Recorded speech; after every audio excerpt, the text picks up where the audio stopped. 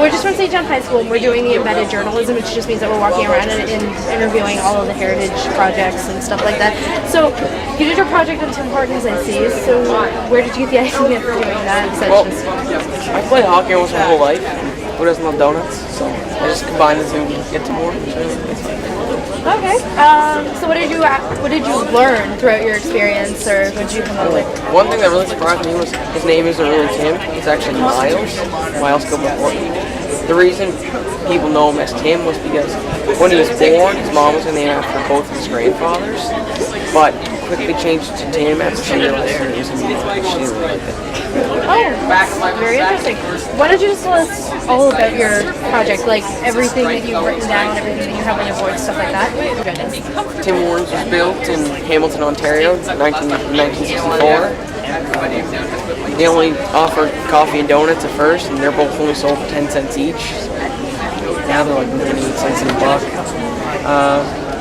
Tim Hortons himself was born on January 12, 1930 in Cochrane, Ontario. He played 22 seasons in the NHL for 4 different teams: Toronto Maple Leafs, Pittsburgh Penguins, Buffalo Sabres, New York Rangers. He, Ron Joyce created the Children's Foundation. He was co-founder of Tim Hortons.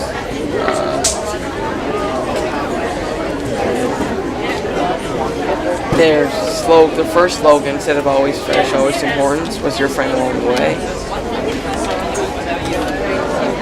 He played his number for 18 straight seasons was number 7. The very first Tim Hortons restaurant opened in Atlantic, Canada was in Moncton, Nouveau-Brunswick. There's over 3,600 restaurants in Canada and 60 in the United States. Oh, that's really, really cool. Thank you. Thank you for your time. My project on the Canadian Merchant Navy and how they fought for their equal rights in the political community. So I did this project because my great-grandfather was part of the Canadian Navy in World War II. After the war was over, they were not considered veterans, so they did not get paid the same compensation or benefits as the other men in infantry and Air Force divisions have received. So for 50 years, they did not get paid the amount of money they were supposed to. But in 1992, they thought that it wasn't fair that they weren't getting paid, so they decided to go to Parliament Hill and stage a hunger strike, or for them, they called it their last battle. They didn't eat for 15 days, fighting the Canadian government for $50 million in benefits and compensations that they hadn't received since World War II.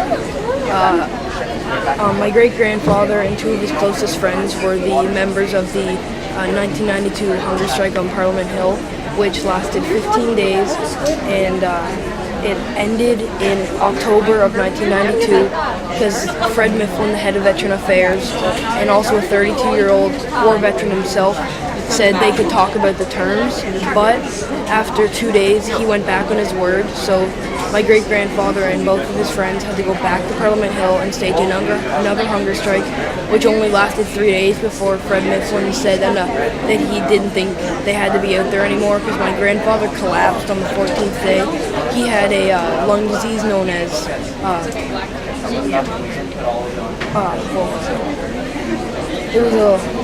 he had a lung disease and he collapsed on the 14th day, so he had to be airlifted to the hospital.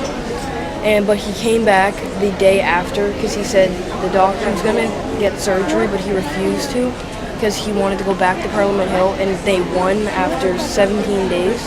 So when the fight was over, they had won $50 million or $5 million for every merchant Navy man that did not receive benefits after the war was over, and $50 million for the whole merchant Navy. So I did this because it was part of the family's heritage, and I thought it'd be good to do a good job. Thank you. Okay, so for my heritage fair, I chose to do back-to-back dams. So my goal is to educate people on why the dam was built and how it works. So for the how it works part, as you can see, I built a model of the dam here. So here's the reservoir, which would play the part of St. John River. Here would be the intake screen, but I don't need an intake screen because I don't have any fish or trees in my dam. But as you can see here, in the back-to-back dam, there's an intake screen. Here would be the control gate, which is where dam operators are capable of controlling how much water goes in and out of the dam. Here would be my penstock, which is the tube connected to the turbine. And there are 6 penstocks and 6 turbines for the back-to-back dam. Can you guess why? Yeah. No idea. I understand. It's because of the money, because there aren't a lot of locations with the proper elevation and enough water. So, and it's very expensive, so you want to produce as much electricity as you can with one dam. Here would be the turbine, which is coupled to the generator. When one spins, so does the other. And the generator then moves on to the transformer, which assures that the electricity is at the right tension for houses. So as you can see here, my dam produces electricity, and it would be much more if I had water in my dam, but for reasons that it's very messy and a lot of work, I don't have water in my dam today. And also, for why it was built, in the 1960s when the dam was built, New Brunswick was going through an infrastructure program. They thought that they needed to improve New Brunswick's infrastructure. And to do this, they thought they needed to produce more electricity, which was why the dam was built today.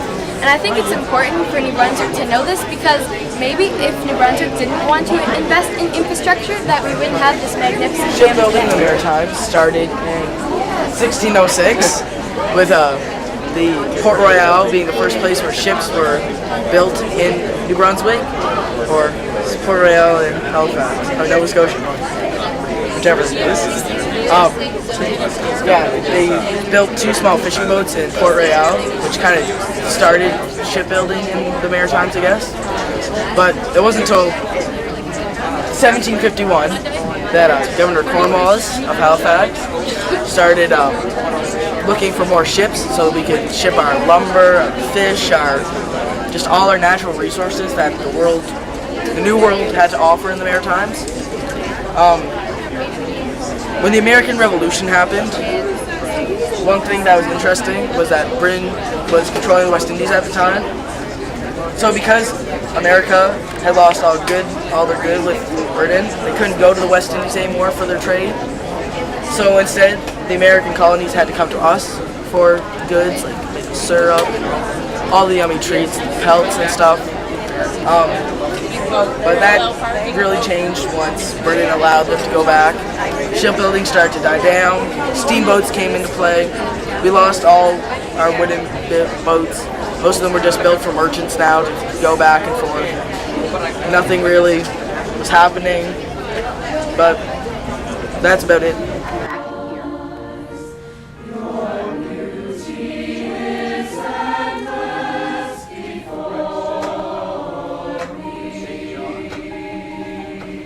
Started in